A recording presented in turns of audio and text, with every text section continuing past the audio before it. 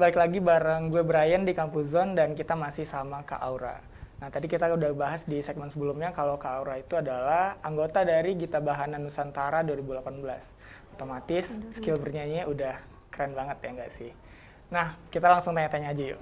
Yuk. Boleh diceritain nggak gimana awalnya bisa gabung di Gita Bahana Nusantara 2021 ini? Ya, awalnya gabung di GBN 2021 itu karena aku ngelihat ada pengumuman ya, Pengumuman, ya. bakal ada dilaksanain audisinya di Sumatera Barat. Itu audisinya dilaksanakan secara offline. Aku latihan, terus memberanikan diri buat ikut. Alhamdulillah lulus di suara sopran, di jenis suara sopran. Waduh, keren banget. Pasti skill bernyanyinya tuh keren banget gitu. Tapi kita nggak mau spill di sini. Iya. Buat intelektualis yang mau lihat Kak Aura bernyanyi, nanti di tanggal 17 Agustus di TV-TV kesayangan Anda. Cielah. Nah, mungkin intelektualis nggak tahu apa itu GBN. Coba dijelasin sedikit GBN itu apa sih? Ya, jadi Gita Bahana Nusantara atau yang disingkat sebagai GBN itu merupakan suatu wadah yang bisa menampung pemuda-pemudi Indonesia yang ingin menyalurkan bakatnya di bidang bermain alat musik atau vokal. Oke, terus? Oh, berarti ada alat musik, ada vokal juga? Iya, ada orkestra, ada paduan suaranya. Oh gitu. Nah, kalau boleh tahu nih, kalau kita boleh tahu sama-sama nih, apa aja sih rangkaian kegiatan yang udah dilakuin mulai dari awal jadi anggota GBN sampai hari ini nih? Sebenarnya itu karena pandemi ya. Jadi pelaksanaan GBN di 2021 ini itu nggak dilaksanakan ke Istana Negara. Waduh, sayang banget. Iya, Terus? tapi tetap kita melaksanakan kegiatannya dengan cara virtual atau daring, online ya. Kita merekam, ditugaskan untuk merekam suara, visual, itu dikirim ke pusat, nanti bakal ditayangkan di 17 Agustus. Waduh, keren banget. Tapi sebenarnya agak sayang ya, nggak jadi Sayang ke banget. Istana Negara. Tapi nggak apa-apa. Nggak apa-apa. Untuk bisa tampil virtual aja tuh sebenarnya persaingannya ketat banget, ya nggak sih? Iya banget. Iya kan? Iya banget. Nah, karena persaingannya ketat nih, boleh tahu nggak apa aja sih skill yang dibutuhkan untuk bisa masuk ke Gita Bahana Nusantara ini? Oke, aku bakal spill juga nih ya, buat yang siapa tahu ada yang pengen Nah, ikutan di tahun depan. Karena kan tiap tahun ada terus ya? Iya, ada terus. Insya Gimana Allah tuh? ada terus. Itu kita benar-benar, kalau aku pribadi kan aku di choir ya, di paduan suaranya.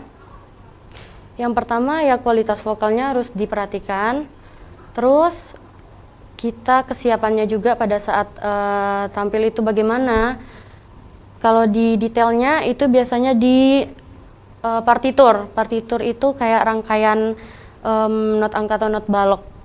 Berarti kita harus bisa baca partitur juga nih? Harus bisa dong. Harus Oh, bisa. berarti apa sih poin penting dari pelaksanaan audisi ini? Maksudnya dari sebanyak itu prosesnya gitu kan.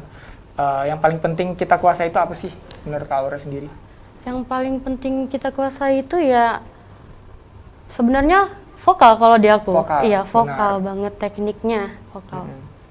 Oke, berarti untuk intelektualis nih yang mau join Gita Bahana Nusantara tahun depan bisa langsung ikutan audisinya di tahun depan ya. Dan jangan lupa siapin materi-materi vokalnya gitu.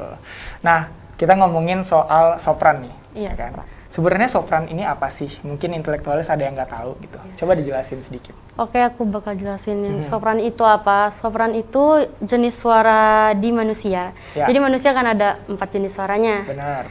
Yang pertama itu sopran adalah suara tinggi wanita. Alto itu suara rendah wanita. Ada tenor itu untuk suara tinggi laki-laki. Oke. Dan ada bass untuk suara rendah laki-laki. Oke, berarti Kak Aura nih kalau diurutin nih dari suara paling bawah sampai paling atas, suara itu paling atas nih.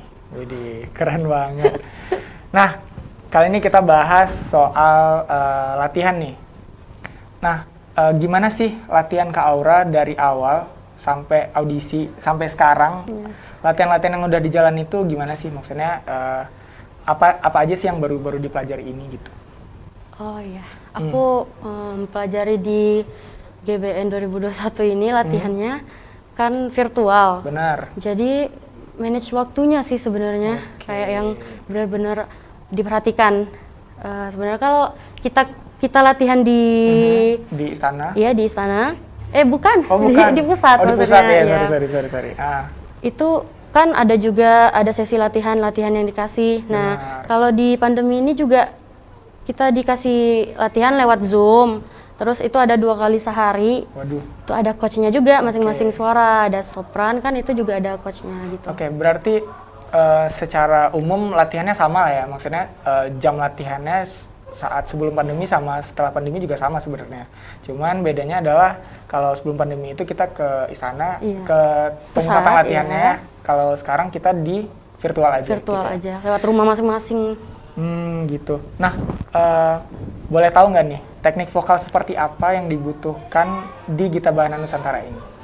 Teknik vokal yang dibutuhkan di Gita Bahana Nusantara itu mungkin ada apanya ya? Karena kan yang kita tahu tuh bernyanyi itu udah banyak ya. Iya. Ada bernyanyi pop, ada bernyanyi rock, jazz dan segala macam. Nah, untuk Gita Bahana Nusantara sendiri itu lebih kemana gitu? Itu lebih ke semi seriosa. Semi seriosa. Iya, semi seriosa. Itu kayak lagu klasik yang susah itu ya? Iya, terus yang perlu diperhatikan itu teknik pernafasannya. Itu paling utama sih. Aku juga sering keteter dulu waktu masa-masa latihan sebelum audisi. Terus itu ya seperti teknik vokal pada menyanyi biasanya kayak pernafasan, artikulasi, intonasi kayak gitu dan lain-lain. Gitu. Nah, kan kita tahu kegiatannya virtual gitu kan, nggak langsung bertemu dengan orang-orang yang terpilih ini, nggak langsung bertemu dengan putra-putri terbaik bangsa ini. Nah, untuk euforianya sendiri nih, apakah masih sama seperti tahun-tahun sebelumnya, masih sesemarak sebelumnya, atau udah agak kurang nih? Gimana tuh? Gini, sebenarnya sedih ya Mas, yang sedih. Gita Bahana Nusantara tahun ini. Karena memang dijalankan secara virtual, itu nggak bisa ketemu sama teman-teman. Aduh maaf ya, Aduh, iya, nggak apa-apa, aduh sedih banget. Nggak bisa ketemu langsung, itu perjuangannya buat dapetin kita di posisi sekarang itu juga lumayan susah gitu. Bener-bener, dan akhirnya nggak bisa ketemu. Iya, nggak bisa ketemu, nggak bisa latihan bareng. Gitu. Tapi nggak apa-apa, karena kan kayak yang aku bilang tadi, untuk menjadi salah satu perwakilan aja itu susah banget. Karena untuk intelektualis tahu nih, aku juga pernah mengikuti ini gitu di tahun yang sama dengan Kak Aura. Tapi aku tuh nggak lolos karena emang seketat itu. Ketat banget. Ketat banget. Ya ampun. Ya udah deh, Kak Auranya, mungkin kita break sejenak dulu dan jangan kemana-mana, tetap di Kampus Zone.